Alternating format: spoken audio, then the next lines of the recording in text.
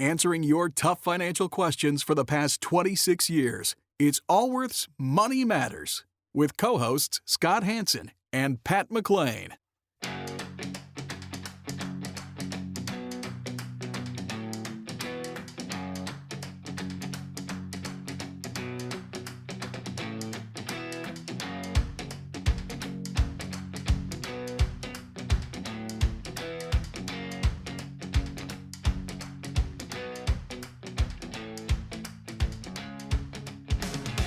Would you like an opinion on a financial matter you're dealing with? Whether it's about retirement, investments, taxes, or 401ks, Scott Hansen and Pat McClain would like to help you by answering your call. To join Allworth's Money Matters, call now at 833-99-WORTH. That's 833-99-WORTH. Welcome to Allworth's Money Matters. I'm Scott Hansen. And I'm Pat McClain. Glad you are with us on this great day as we talk about financial matters. Both myself and my co-host here, we're both financial advisors, certified financial planner, chartered financial consultant.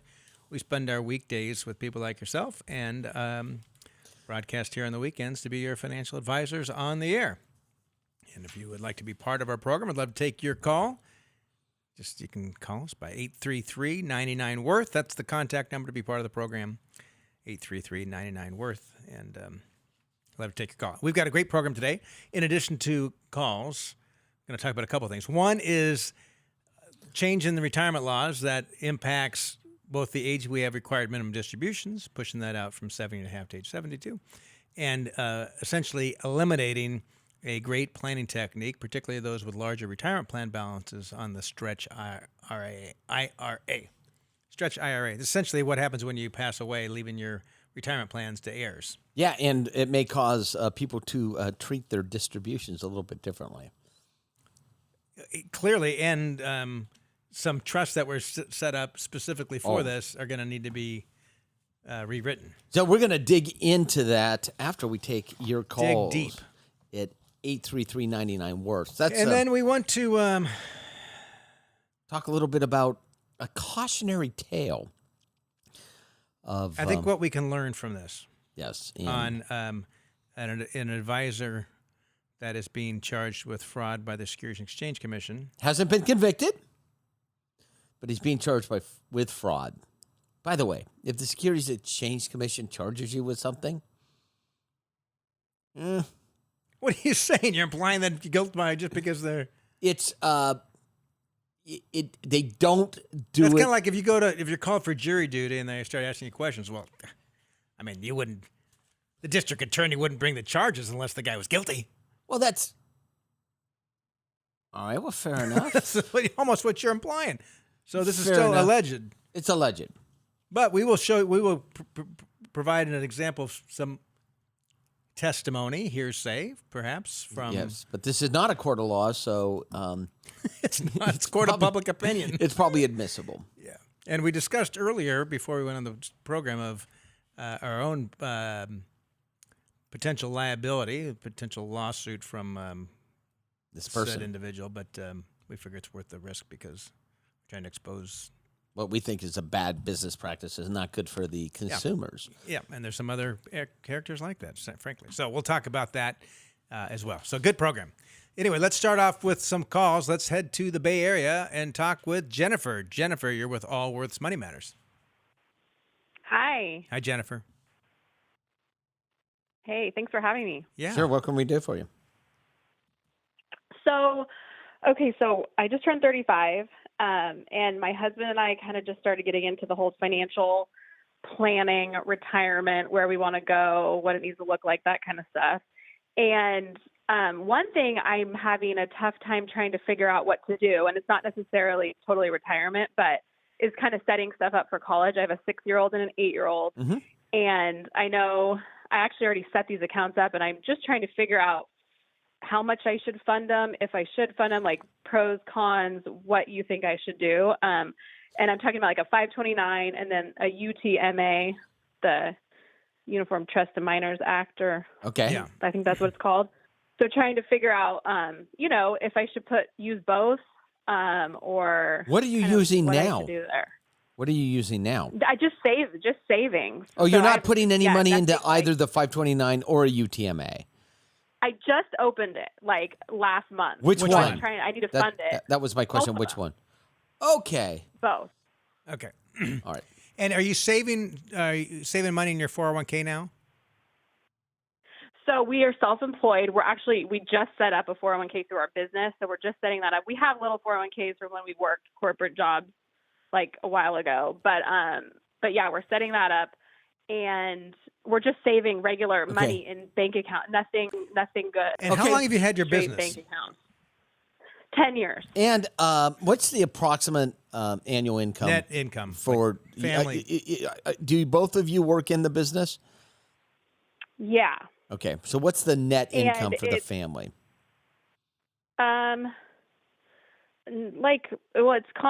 It's gone up year over year, but like about 800 or 800,000. so, maybe like pushing $1 million. Yeah. Net. It's been good. Okay, Yes, good. Net. It's been good for the last few years. There you Very go. good. So Okay. we have some cash that we need to figure out what we want to do with. Got Okay. it. All right. So if you're sitting in my office, we would go through this checklist, and you may have done this already. I would make sure that you had both significant amount of term life insurance on yourself. So I assume you check that box. We don't have that. No. Okay. Well, I'm just going through the list of if you were sitting in my office and I had never met you before, and you asked about college savings, I would say, I'd say before we discuss what to do there, let's just go through the checklist of what we should actually, in terms of what we should do first. So the first thing you would do is you would look at life insurance, some inexpensive 10 or 15-year level term life insurance. You can buy it online for both you and your spouse. Then I would look at some disability insurance for both of you. Do you have employees? Yeah. How many employees do you have? Like 20. Okay, so it's a real business. Then I would I'd look at disability insurance for both you and your husband, your spouse. Okay. And check that box, right? And then the third thing I would look at is your retirement savings. I'd look at an emergency fund. You know, how much money do you have in cash, or what's your credit balance? And we'd look at that. And then the fourth thing I'd look at is what's your debt. And then the fifth thing I'd look at, maybe that's number 6 now, I lost count, is I would look at the college savings. That'd be so far down on the list. Okay, than right. anything and else. I think we're kind of doing all that, and this is one thing where Got it. Okay. Not to say we shouldn't ignore it. kinda So have I'm that's not. I'm just telling you of the Right. level of importance, because what happens, many people focus on their children, right? Thinking, well, this is the most important thing. But if you're not there and there's nothing to replace your income, the kids aren't going to college. And we've been doing this a long time. We've both met with widows and widowers, and then trying to figure out how to make finances work. And that have fully funded 529 plans, but actually didn't have any life insurance that, to they had fix the the plan rest to of it. fund it, but yeah. Yeah. So those are the order in which you want. And how much money do you guys have saved right now? Outside of the business, like $2 million. Okay. And I assume there's no debt other than the mortgage on the No. house. All Right. right. so you guys have done a great job saving. You're incredible. You don't spend a lot of this money you're making. You're good savers. No. I was very surprised when you told me how much you had saved. I was too. I was waiting for like a couple $100,000. I was ready for about 60,000 or something. I was going to say, okay then. So you want to do the 529 plans? I'd drop 100. Well, you can. Here's what you know. You wouldn't just do it. You would run the numbers backwards. Yeah. So, I mean, the best way to do this, frankly, is to say, all right, what's it going to cost per year? So, I have 2 children. My oldest is in second year grad school, which I wasn't planning on paying for until she actually went. I didn't think she'd ever go to grad school. I didn't think she's going to go to college, frankly. She's a great student, though. I know she has a miracle, because if you saw her when she was 15. Anyway, another story. But I had set it. I'd used the 529 since they were young, and planned for 4 years of education. And I have a son who's a senior at Boston College. So they both end up going to private schools, and I pretty much accounted for that and factored that in and said, all right, what's it going to cost? So let's assume it's going to cost you $50 grand a year per child. All right, the beginning 10 years out for your 8-year-old. How much do you need to put away now and grow it at 6%? What it needs to be funded for, and then you could lump sum fund it, and then you would put it in an aggressive age-based 529 plan, either in the state of Utah. You might use the or the scholarship plan, or the scholarship, or the California one. If you either they have work plans backwards and figure out. Yes, and they have plans that become more conservative as the child gets closer to college. Right, because the last thing you'd want is 100% in stocks. Your oldest is about ready to go to college. There's a major market downturn. It's like, let's forget about going away to college. You're going to JC now, right? I mean, maybe that's not the worst thing in the world, but that's not what you want to have happen. So it automatically will. And remember, if you don't use it on the oldest one, you could use it on the second oldest one, and you can actually then use it on grandchildren. It's funky the way it's actually designed. So I actually didn't mind. I just did the math real quickly in my head, but I am an investment advisor, so it wasn't hard for me. And what I didn't count for is the travel back and forth to, my son decided to go across the country. And so my wife, of course, wants to visit a couple times a year. And then also, I'm just being totally transparent. Okay. She likes to stay in a nicer place when she goes back to visit the kid. And then I will only we live in the foothills of the Sierra. There's not a lot of shopping there. So when we're back in Boston, she likes to go down Beale Street, whatever the shopping. Beacon's not the shopping. There's a street. Okay. Which I hate going. Any kind of shopping is painful.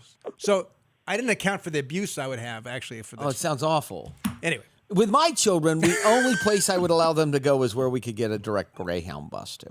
Big Greyhound. So, anyway. Yeah, that's the thing, too. I don't know if they will go to college, but most likely they will. Yeah, so I make sense to put money in there. Yeah, right? Correct. And you guys are doing so well. You're actually doing very, very well. I'm not a fan of this is the problem, though. I feel like that's what I've talked to a few different financial people. They're like, "Oh yeah, you're doing fine, everything." No, don't listen. Look, you might not do well forever. And you're great savers. But now you need to. But now you need a plan. So here's my guess, right? You guys have spent the last 10 years working your tail off on your business, growing it from scratch, right? And all your focus on this has been on your business, growing the business, all that stuff. Oh my gosh, yeah. Right? Now the business, and suddenly you wake up. Pulled our heads out of the sand. Right. Yeah. You wake up and you're like, holy crud, we've got a lot of money saved. We got a great business. We need to be responsible for this and we need to make prudent decisions here. Exactly. And that's why we went through that. I went through that list in that order. So don't ignore any part of that list. And and listen, and Jennifer, Scott and I can relate to we started the business 27 years ago, and I moved to town. I couldn't even afford rent by myself. I was renting a bedroom out of a firefighter's house. Yeah, when I first $300 a month. When I first started in the business, I bought my car from a repo lot to drive around town. Did you have a piece that was a different color? Yeah, the fenders never matched because I replaced the fenders. But I get where you're at. And that's the nature of the business. And hopefully, 10 years from now, it will be a much larger business. But the business is built for you. Right? It was built to serve you, not for you to serve the business, there's a big distinction between the two. And now that it's actually serving you, you've got to be a good steward of those assets. And so the 529 plan is part of it. And it wouldn't hurt you to sit down with a qualified advisor that's not trying to sell you a bunch of stuff, which is always the first thing I went to and, kind of started this, they were trying to sell me a huge whole life policy. Oh, gosh. We started there. See? And then I'm like, oh, my God, what do I do? So then I feel like, I'm totally taking steps to knock these things out, doing the 401k for our business, blah, blah, blah. But the one thing, I need to fund these accounts for my kids, and I don't know, can I just put a ton in it? Can I put like 50 grand in it? Oh, you could put today. You could put 50 grand in it tomorrow, and believe me, that the amount that you're going to need to fund to satisfy more than 50 grand. Is going to be more than 50. And I would do it all. I would fund it immediately. I'd fund it all at once. My guess is it's going to end up being somewhere around 100 and I could do it 110 to 150 grand. But I wouldn't use I'm not a big fan. Penalized. Well, the penalty is for like gift tax or whatever. No. I can't do a certain amount per year. Okay. Yeah, it's much more than that. I forget the number. I don't know anyone who's I've never seen anyone hit that number. Yeah. Oh, okay. Yeah, I've never seen anyone hit that number. But if you wrote a check in, if you did nothing else and wrote a check in tomorrow for $100,000 before you did the financial planning, don't go to a broker and try to put it through that. Just put it in the aggressive age. It's called the aggressive age-based plan in the state of California. It's scholarshare.com. Okay. And then you'll really want to figure out. I don't own whole life insurance. I would not recommend you buying a whole life insurance. You probably don't need life insurance your whole life. Yeah, you probably only need it until the kids are out of the house. That's what you recommended. 10 to 15 years. 10 to 15. Well, my husband's against all insurance. So well, good for him. Like, no, we don't need insurance. Well, he's wrong. What if he died tomorrow? In all seriousness. No, but he's wrong.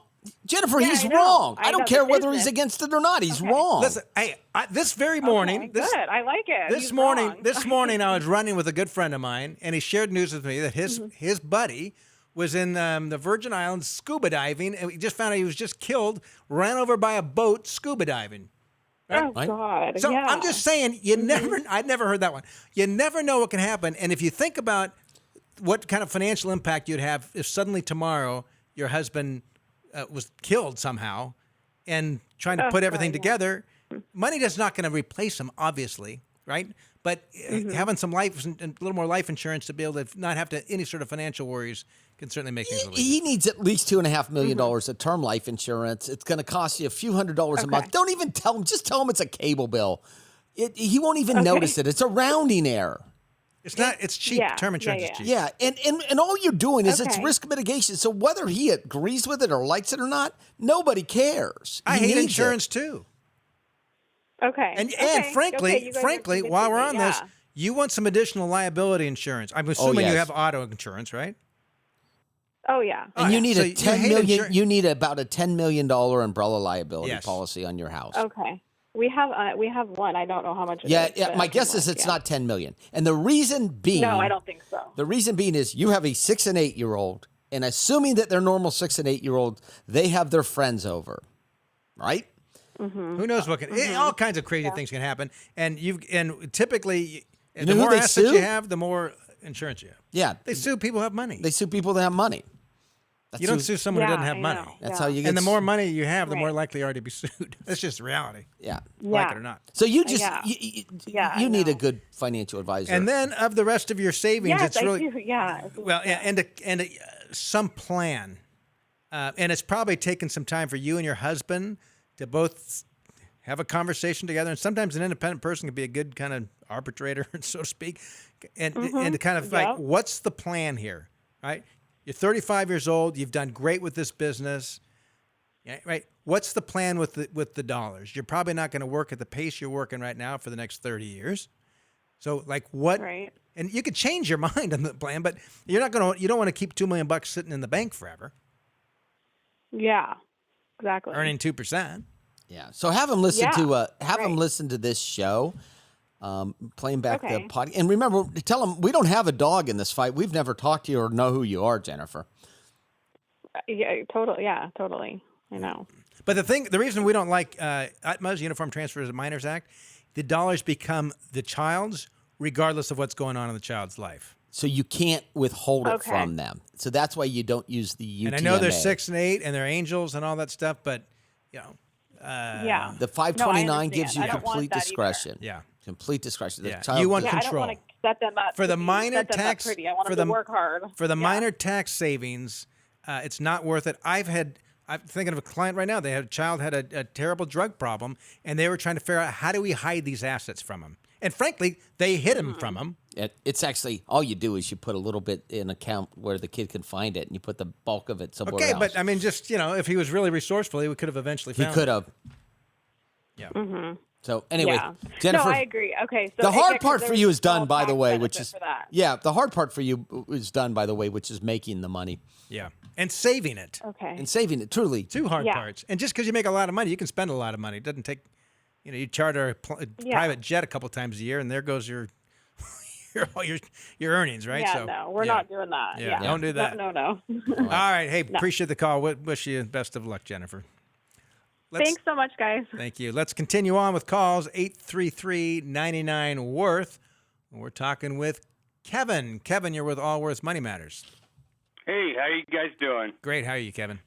Yeah, good. Listen to you guys every week, and I got to tell you, I just called in to your 1-800 number for a simple question, and they decided to do said the radio would be best, and I talked to like 3 people, and they were the greatest people I have talked to in a long time. Are you sure you called our company?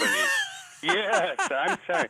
You guys helped me about 3 or 4 years ago on another pension problem I had, and it went through perfectly. I just sent the HR the podcast, and I got an answer. Really? Like the next Monday. Yeah. Really? That's hilarious.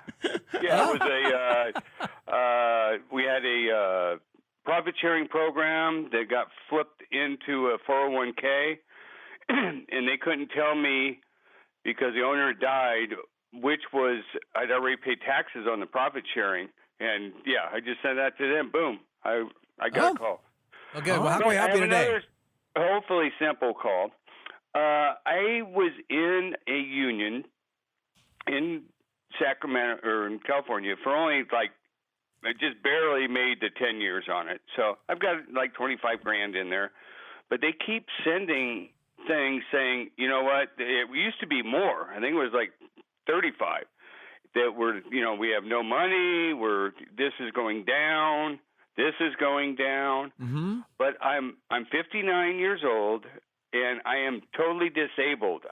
My question is there any way, since I'm disabled, that I can take this money out now before it's not there anymore? Maybe. Because I called them, they told me no, but of course they will, Well, so tax law allows for it, right? And so if this was a basic 401k. No. This is a pension with the union. Right. Understand. So we're stating that if this were just a typical 401k, yes, you're disabled, you can have access to those dollars. Because this is a pension, this falls under the pension plan itself. So their pension document. So that's why we said it may, right? So I mean, this was a big union. It was the automotive aerospace workers machinists. Yeah, it doesn't matter. Okay. Like Jimmy Hoffa ran a large union. No, I know. Many of them. So here's what you can do. You can see if you can take a distribution from it. You can see if you can roll it over. Or sometimes you just actually have to start a stream of payments on this. Due to the fact that you're disabled, the pension doc probably allows for some sort of the pension documentation or plan design may allow for some sort of a distribution because you're disabled. And so when you say you're disabled, are you on Social Security disability? Yeah, okay. I am. Yeah. So you're 100% disabled. So here's your 3 choices. But it sounds like he called the plan. They already told him no. Yeah, they told me, but I don't trust them either. I mean, of course they're going to tell me no. So, but he's got to have access to at least the stream of payments, Scott. But they said not until I'm 62. Unless you're disabled. Did you tell him you were disabled? Yes. No, the plan might not have any provision for might disability.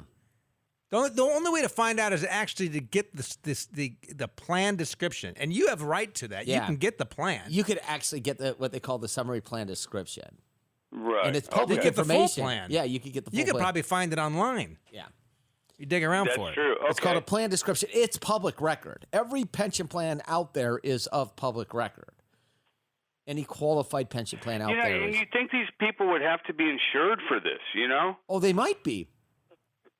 No, I mean they're running out of money, so they said you're No, they you're might. not going to be able to collect as much as you should. No, but they might be. They might be giving you a net present value of a stream of payments in that plan, which may or may not have anything to do with what the stream of payments. And it might be a plan that's covered under the Pension Benefit Guarantee Corporation. That even if it went to zero, you still have a monthly pension coming. So that's what I said. It might be. Okay. But right now, we're just sitting here. Scott and Pat are just sitting here speculating. I know.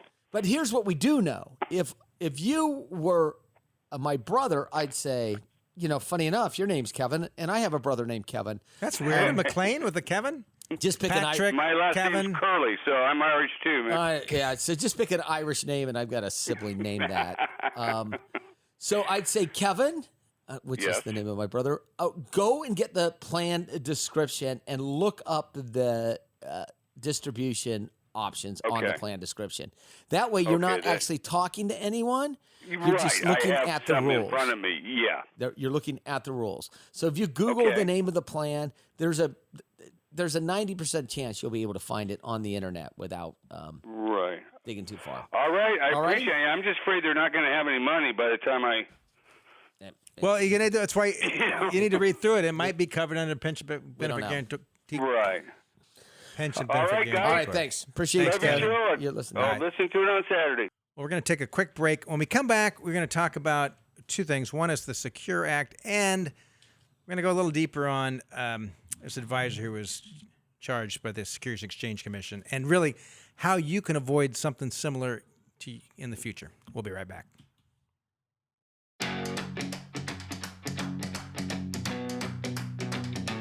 Can't get enough of Allworth's Money Matters? Visit allworthfinancial.com/radio to listen to the Money Matters podcast. Welcome back to Allworth's Money Matters. Scott Hansen. Pat McLean. By the way, if you've been like, who's Allworth? Hansen McLean, we rebranded 7 months ago? 8 months ago? I don't remember. A long time ago. And we still the same company. Same people. We rebranded to better reflect the services that we are offering to our clients. Yeah, same. Yeah, so same leadership. Our same tax services. Same. I'm trying to think what's changed. The name's changed. Our website's changed. It's nicer, actually. I think so. You think so? Well, that's good. I think so. All right. So, there was we talked about this in the past, and then it became the law. It's called the Secure Act. Matter of fact, the Secure Act gets shoved in right at the very end of the year. But the Secure Act made some changes for retirement plans.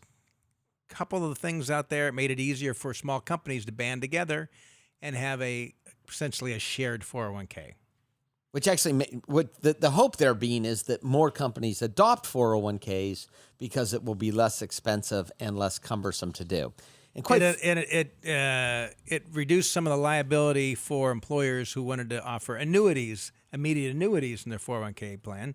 So, essentially, insurance lobbying, insurance companies, industry did a pretty good job lobbying to say, help us get more our insurance products in 401k. So, Scott, just thumbs up.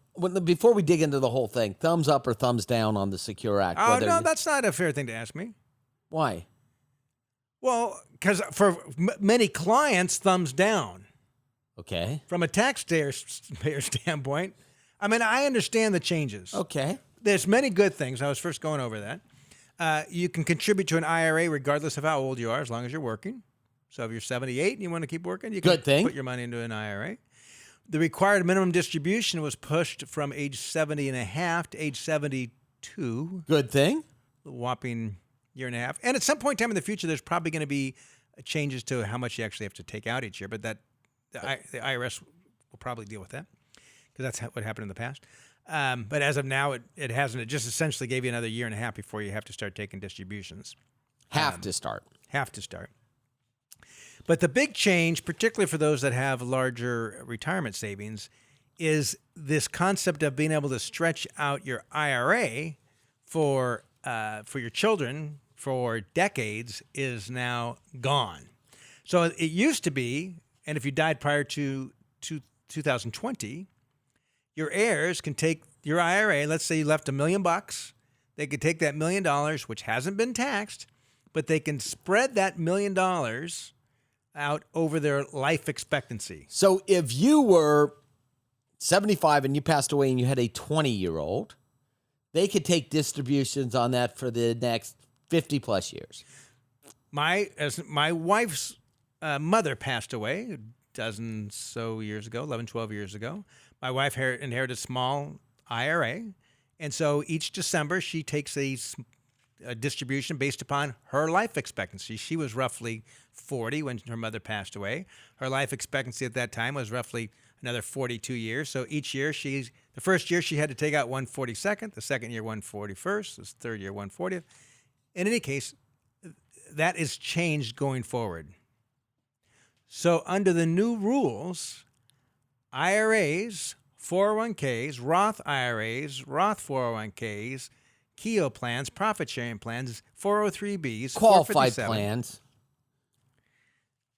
the dollars need to be spread out within 10 years. Okay. So the There's reality. a couple little exceptions for disability, people who are chronically ill, But the reality is, Scott, or spouse. most people that inherit Spouses are exempt from that. well, correct. So it's non-spousal beneficiaries. But the reality is that this affects very, very few of the population. Only to have a tendency, not only because there are many, many rich people that inherit that have named their children as beneficiaries in their IRAs, and they don't stretch those distributions out. They just. So the amount of people this is truly going to impact, because we see the people have $1 million in their IRA. They pass away. They have 3 children. Maybe one child is quite prudent. Maybe. But usually they're spent within 10 years anyway. Yes, correct. So I think it's almost a non-issue. But there's also people with larger balances that have other assets, and kids are quite responsible. And we've got, I don't know. We have lots of those clients. We probably have hundreds of beneficiaries that are taking stretch IRA distributions. That's right. I don't know exactly, but I would guess at least hundreds on stretch IRA beneficiaries. So we can't give it a thumbs up or thumbs down. But I don't think it was all that good or bad, the new Secure Act. It's bad if here's where it really hurt. If you focused on converting a bunch of money to a Roth IRA so that your kids can take them over years and years and years and years, and now they have to take it out in 10 years. Yeah. It will change how you, whether you convert to a Roth or not. It could. Which has always been the case kind of with us, is that you have to actually look at your beneficiaries' income tax levels as compared to your own But it's interesting. If you're converting. Like you said, this is going to impact a small percentage of the population, only those with very large retirement plan balances, the good savers. So essentially, taxes just changed. Congress just changed the rules so that money's distributed earlier. Sooner, and yes. The people it impacts are those that saved well, that have large retirement plan balances. The wealthier. Because if you didn't have a large retirement plan balance, it's not much to leave your kids. It's probably not going to get stretched out. But when we talk sometimes about there could be a change in Social Security distributions, this is it. I don't know how you could be intellectually honest and say that's an impossibility when you look at what Congress just did with this. Good point. So, yeah, anyway, financial planning, Scott, does not take place in a vacuum. Here's where it's a bigger impact. Let's assume you had set up specific trusts, and this is somewhat common. And some of our clients, we set these up. A specific kind of trust that's designed to do just this. To pay it out over a series of years. And sometimes your kids, you trust your kid and they're in good shape and you list their name on it. Other times you think, they're not that responsible at this age, or I'm concerned about a spouse getting their hands on the money, or they've got a drug or alcohol problem. So you set up a separate trust for this. These separate trusts are going to need to be, they're all going to need to be looked at, and many of them are going to need to be rewritten for that. Because they're in conflict with the tax law. Yeah, because the tax law just changed. So thumbs down for that portion. Okay. So it is what it is. Whether it's good, bad, it is what it is. So if you have, beneficiaries of your IRA are a trust, then you need to actually go back and revisit that. Yeah. Sorry. Let's head to the phones here. Our contact number, 833-99-WORTH. We are in New Jersey talking with Rick. Rick, you're with Allworth's Money Matters. How you doing? Hi, Rick. I got 2 questions. One is about Roth conversions and whether to contribute to a Roth or a regular 401k. Okay. We got, between me and my wife, we have about $400,000 in IRAs, which I converted $50,000 last year. We have a small business between W-2 and K-1. It puts off about $300,000 a year.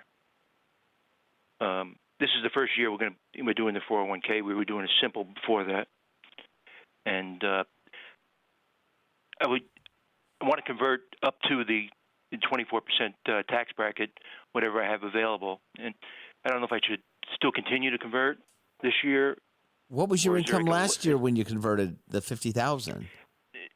300,000. My accountant figured it out that by the time I take the 20% off the the company profit, which was like 180. And are you going to stay in New Jersey long term? Probably. You don't plan on moving to Florida like everyone else? Well, that's the goal. That's the goal. At least 6 years in a day. 6 months in a day. I mean, the reason we're asking because New Jersey is one of the top 3 tax states, right, in the country. So when you do a Roth conversion, you're choosing. You got 400,000 retirement plans. You are choosing to give the state of New Jersey some tax dollars on that you would not give to New Jersey if you were a resident of Florida. So if in fact part of your plan or part of your dream is to one day live in Florida, whether it's full-time or 7 months out of the year, we would say don't bother converting. And it's questionable whether you should convert at income of that high anyway. Because what Jersey, you're about 9%, top rate, somewhere in there? Yep, exactly. But in New Jersey, I believe when you put into a traditional, IRA, you don't get a tax deduction for it. You get a tax deduction if you contribute to a 401k, but not to an IRA. So I believe when I'm converting, I'm not going to pay state tax on it. I don't know that. When you converting, you mean you're not paying a state tax on a conversion of a 401k right now? Because you never. No. I don't know that. I don't know that. Yeah, I don't know that. I don't know that. No, the 401k That's the I just first started this year. I have never. I have never read anywhere. So what's your question? So we're going to defer to your accountant for this because of the intricacies of that state law. I mean, if your accountant believes it's a good idea, usually accountants are. But he's a little shaky, to be honest. I don't know if I got the right guy. Well, okay. So on the surface, so on the surface, when you said your income was $300,000 and you converted $50,000 due to an RIA, Scott Hansen and I just looked at each other like, why would you do that? Right? Well, I kept it up. I kept it in the 24% tax bracket. Right, but no one's paying. So, but even at the 24% tax bracket, the way it works is, first of all, it's progressive tax. So there's some that's marginal rate. Some that's not taxed at all. Some that's taxed at lower rates. But as our income gets higher, we also start losing our itemized deductions. So our effective rate could actually be higher than these listed capital gains rates on those next dollars converted.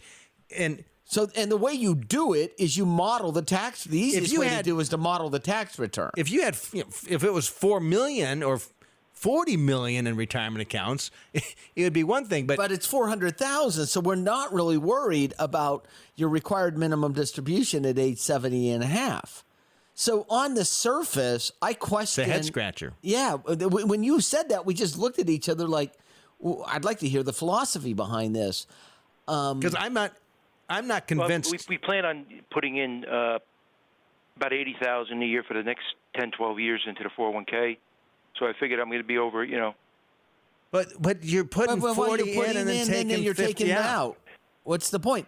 Why didn't you set up a 401k that allows just a Roth contribution and not even go through the exercise if, in fact, that's what I did for this year. I started it this year. So I don't even know if that's the right thing for you to do. I wouldn't. I'd take the deduction. I do not. Correct. I would take the deduction. Okay. So we're in high tax California. Yeah, I probably will be here the rest of my life, but you never know. We're beating you guys. Congratulations, California.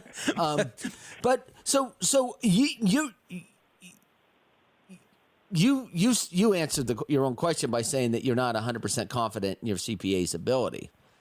Yes. I'm just thinking if you sat around a table of 10 advisors, certified financial planners, and CPAs, I bet I would have trouble thinking one or two would advise. It's a crapshoot. Nobody knows the future, right? So, but if we look at probabilities, risk mitigation, I can't think of many people that would recommend converting $50,000 to a Roth. No, and I can't think of many people that would actually say make a contribution to a Roth. No, not at your income level. Not at your income level. Okay. So if you you're at need to- 30,000 a year, it'd be an easy one. You need to go find a new accountant or a new financial advisor, or probably both. Who helped you set up the 401k? It's an advice. It's through T. Rowe Price. Okay. Through them. So the mere fact that you're moving from a simple to a 401k now means you're a little bit behind the times. Well, True. I got a small. My company's small. And Well, all companies start small, yeah. right? That's how things start. All right, appreciate All the right, call. Rick, yeah, glad you called. You got it. All Yeah. right. It's- And remember, Yes. what brought you, and when you're running a company, what brought you here won't get you there, or you'd be there. Which means the same advisors that brought you to the place you are today, may not be the same advisors you need in the future. Because sometimes you outgrow the competency of the people that well, you're it taking sounds like he advice from. already is questioning his accounting, a little shady, I think is what he said. Yeah. Okay, now we want to, and we had some debate internally on whether we wanted to even discuss this case because, Because well, first, if you've listened to the program for a long time, you understand that we give respect to those people in our industry that are respectable, and we give credit to other firms. And there's great advisors at Merrill Lynch. There's great advisors at Wells Fargo. There's great advisors at Edward Jones. There's great independent advisors. But there's also some lousy advisors at Merrill Lynch and Wells Fargo and Edward Jones and independence. And independents. And the problem is, for the average consumer, It's hard to tell the difference. it's hard to tell the difference. It's really difficult to tell the difference. And we've talked in the past, there are some basic ways to tell. And this last year, I had a neighbor of mine that he literally lived around the corner that was charged and convicted. I maybe he pled guilty to bilking seniors out of about $3 million. And because he called himself an investment professional, but he had no licenses whatsoever. And we talked at the time about here's how you could have figured this out to begin with, by going to simply Googling broker check, entering the person's name, and you would have found out that this person was previously licensed as an investment professional and had some customer complaints and dropped in all of his license. So what happens when he dropped the licenses? He was no longer under the jurisdiction of the regulatory authority that would monitor him. But broker check would have showed you that he dropped the licenses. Correct. Or broker check would have showed you, had this person had any previous complaints, run-ins, fines, expulsions from any of the regulatory bodies that supervise the industry. Now, a couple weeks back, the end of December, the Securities and Exchange Commission charged a registered investment advisory firm with fraud. And the reason we're bringing this up because it's in connection with his radio show. Yep. So they charged Sacramento-based Springer Investment Management and Keith Springer with defrauding hundreds of retail clients, many of them in or close to retirement. And we'll point out that this is just a charge. Yes. They have charged him. They haven't convicted him. The SEC complaints that they received, the firm received millions of dollars in undisclosed compensation and other benefits for recommending certain investment products while claiming they did not have any conflicts of interest. So he would talk about how there were no conflicts of interest, but on the side was receiving compensation.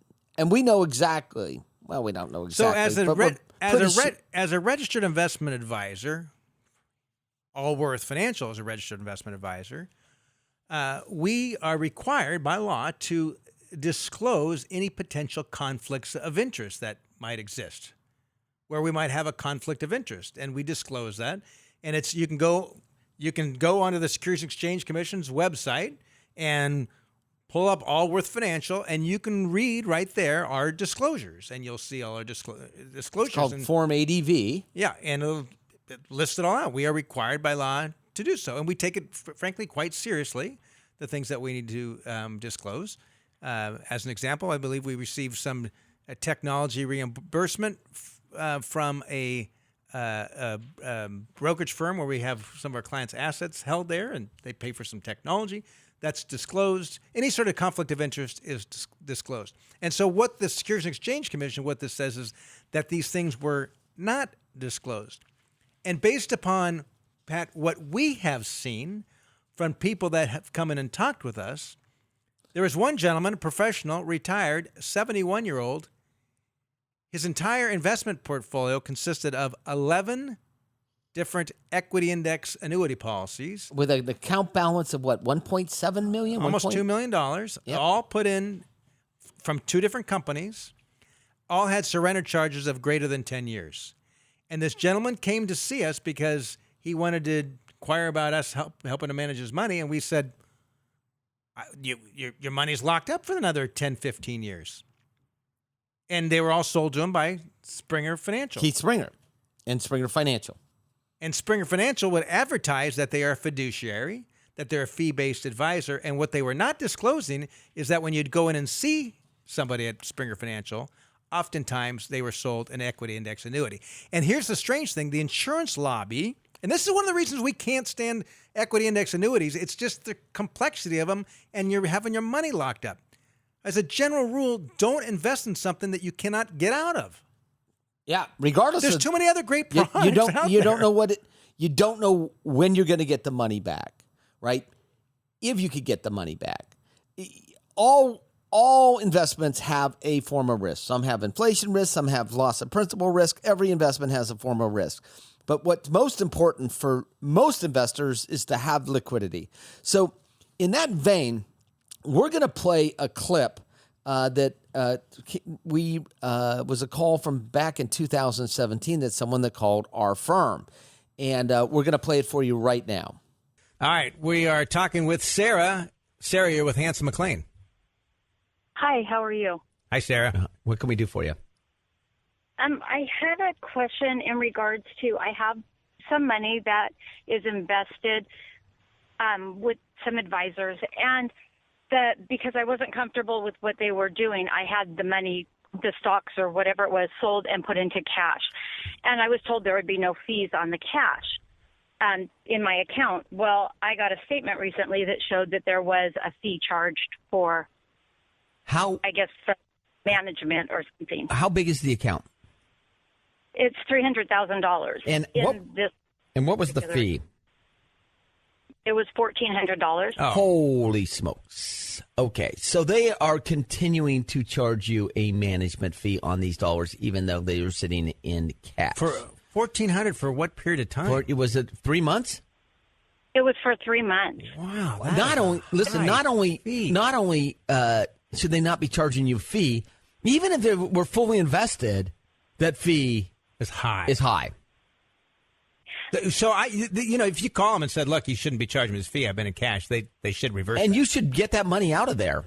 I did actually call them because I had called. The money is money that I received from a life insurance policy, so it's a real emotional tie to the money. Mm-hmm. I don't know what I have to do with the money as of yet, so I just wanted the money someplace where the principal would be secure. Well, and that's what I explained to them going in, and they had some changes in their employees, and so I turned it to cash is what I had done. I talked to the gentleman that owns the company, I guess, and he told me that he can't reverse the. He's lying. Come on, that's wrong. That's wrong. He said he has to charge me a fee. He doesn't have to. Oh, okay. He just flat out, Sarah. He doesn't have to. He can charge you a fee. You're welcome to mention the name, by the way. Yeah, say the name. It's Keith Springer. Oh, gosh, darn it!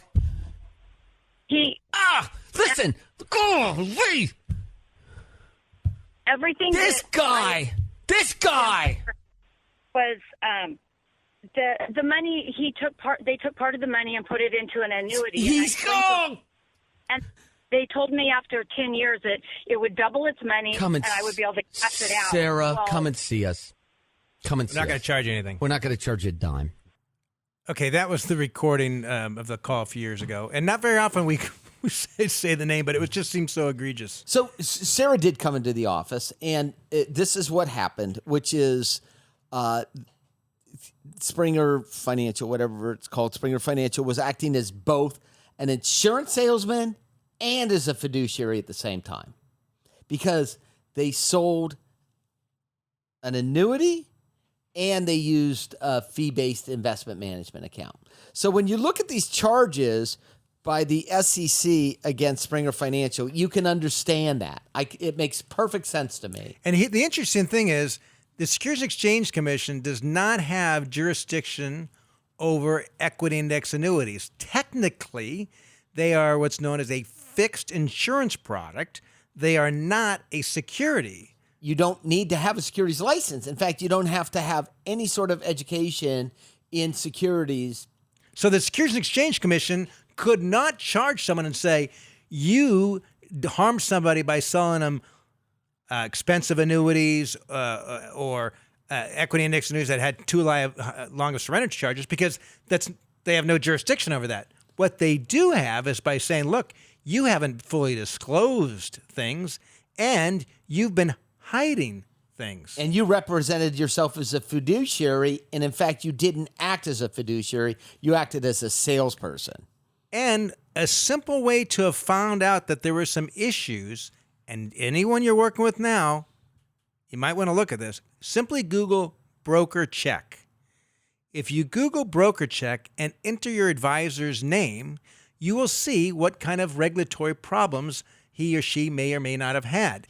And in this case with Keith Springer, he was disbarred from the industry for 5 years. But Scott, more importantly than that, if you look at his regulatory record, sometimes you'll see complaints from customers on there. If anyone's been in the business any length of time, and those may or may not be substantiated, but when you start seeing complaints from the SEC or the Maryland Division of Securities or the New York State Division of Enforcement, that's a big difference between a customer complaint and a customer complaint. Yeah. So I strongly encourage everybody to look at the background. If that woman who had called Sarah, had she done this before, she would have probably found a different advisor. And it is hard enough to make wise choices with your finances, let alone to have people out there that are not acting in your best interest. And frankly, it's very frustrating. And so we took on probably some risk here by calling this out, but I feel good. I think it was appropriate. And we're out of time. We'll see you next week. This program has been brought to you by Allworth Financial, a registered investment advisory firm. Any ideas presented during this program are not intended to provide specific financial advice. You should consult your own financial advisor, tax consultant, or estate planning attorney to conduct your own due diligence.